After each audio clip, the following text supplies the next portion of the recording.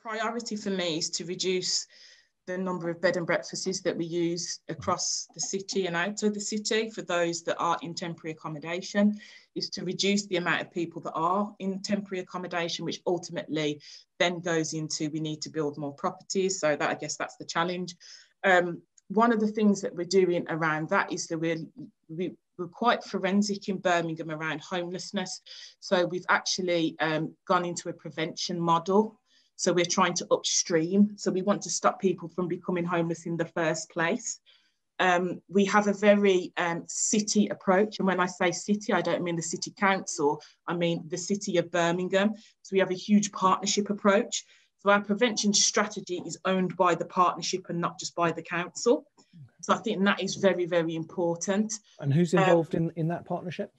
So in that partnership, we have over 30 people attend, 30 agencies attend this on a regular basis. So we have some of our commission services, we have the police, we have the fire services, we have the DWP, we have different parts of the council. So we have children's services on there. We also have housing, we have adult social care, and we have domestic abuse organisations. And a couple of things that we've done is that we've got a domestic abuse hub. So that hub means that those that are suffering from domestic abuse, they go there, but it's run by one of our specialist organisations, Women's Aid, because they're more specialist in that area. But we also have a housing officer based there so that we can do the pronged approach, which helps people much better. And we also have the same for young people. St Basil's run that for us. And to drive out the use of inadequate bed and breakfast, we've started to have our own temporary accommodation centres. So we had a tower block that we was going to demolish in a local area and converted the tower block into a temporary accommodation centre, which meant that it's the most secure block in the city, believe it or not. It looks great from the outside, so people feel valued when they're staying there. You know, it's not the most ideal because obviously people want a permanent home, but we have floors on there where there's surgeries of housing officers, there's people that come in to do their support with them, there's room there for young people to do or children to do their homework. So there's a lot of space in there. So that, again, a tower block reduces the number of bed and breakfasts. So that's one. We have challenges at the moment when it comes to building social housing, and because obviously Birmingham, the cost of land and everything else, it's very difficult. And then you also have things in neighbourhoods that people complain about, which is ultimately antisocial behaviour. So where we've had empty garage courts and other things like that, we've put a cabinet report forward to utilise modular housing so that they can get into those spaces that traditional build wouldn't be able to get into. So that helps to increase our numbers of properties, but it also helps us in terms of reducing antisocial behaviour in certain areas. So that's something that we're working on there. I'm currently looking at selective licensing and scoping, actually, is this a route we want to go down for the city? So we're actually looking at that at the moment. But within that, I was quite clear with the housing department as a cabinet member, because I think sometimes we utilise data and then we forget that we've moved so far in our journey.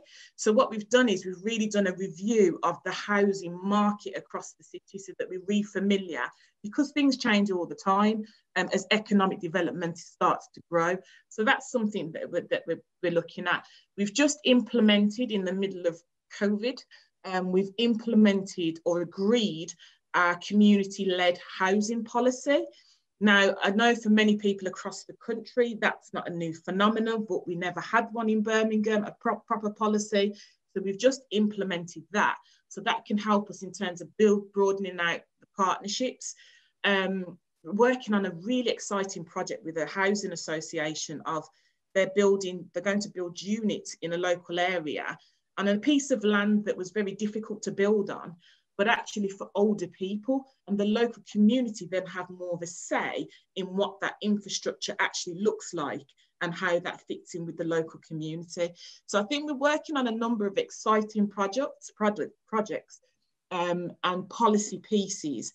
It's very tiring because it's not just the only thing in my portfolio, but it's very exciting. And you mentioned, I'm asked to unpack something a bit. You mentioned modular housing as a solution to antisocial behaviour. So I guess it's the way that it's the fact that you can't build in that particular area any way other than through modular. Can you just explain that a bit?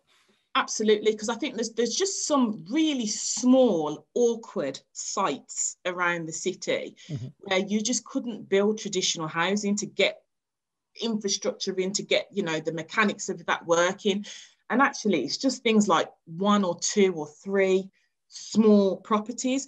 And it just made sense to look at modular and go down that route. And also to be very clear to people that, you know, it's not a cheap model, it's a very quality model.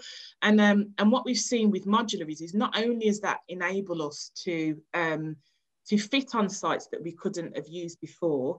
Again, like I said, it's reduced antisocial behaviour in some places. The neighbours feel much safer looking at another property rather than an empty garage site. Right. You know, that makes a huge difference. There's lighting in the property, so that again, it makes a huge difference, and it helps the local police when it comes to resourcing some of those issues as well. And for us, it's enabled us to build some properties, particularly those for not younger people, but, you know, new couples starting out on the housing market. So that's helped us to build a bit of focus around properties for them. And what is it you're trying to build overall? What are your targets? What are your housing targets? Okay, so we know that we've got a huge challenge ahead of us, because by 2031, it's estimated that there will be an additional 154,000 people living within the city of Birmingham. And being the housing geek that I am, I wanted to know, what does that equate to in properties? So that equated to almost 89,000 additional units within the city. And when you think of that additional based on people that we anticipate living in the city, it's not necessarily talking about the current challenges that we face. So we've got a really ambitious housing development plan that looks at that. And we're quite confident at the moment that we are on the right trajectory to be able to deliver, I think it's over 54,000 of those, but it does also mean having good conversations and relationships with our neighbouring authorities. But what I can say that is within all of that, the approach of looking at modular, although it's only a few units across the city, it helps us bring a few units closer to achieving that deadline that we know that's long down the track.